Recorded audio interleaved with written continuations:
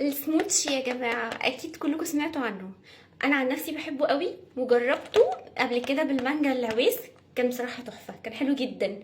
النهارده جبت منه بالسلطه كراميل، وانا متحمسه بصراحه اعرف هو حلو ولا لا. تعالوا نجربه سوا.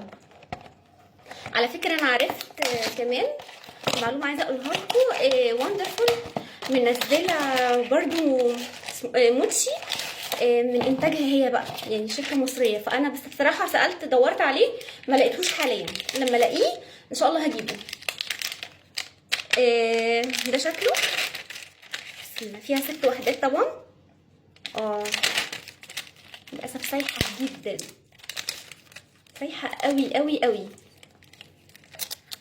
سايحه قوي، المفروض كنت احطها في الفريزر شويه. بسم الله الرحمن الرحيم.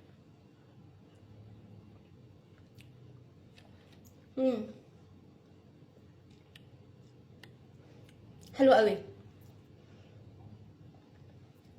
طبعا دي عجينه الرز اللي حواليها دي اللي بتمط دي، ومحشيه ايس كريم طعم الكراميل حلو قوي. طعم الكراميل واضح فيه بصراحه حلو. والمانجا العويس كمان كانت تحفه، فاللي عايز يجرب الطعمين دول على ضمانتي، حلوين جدا. هي عامله، انا جايباها النهارده ب 148.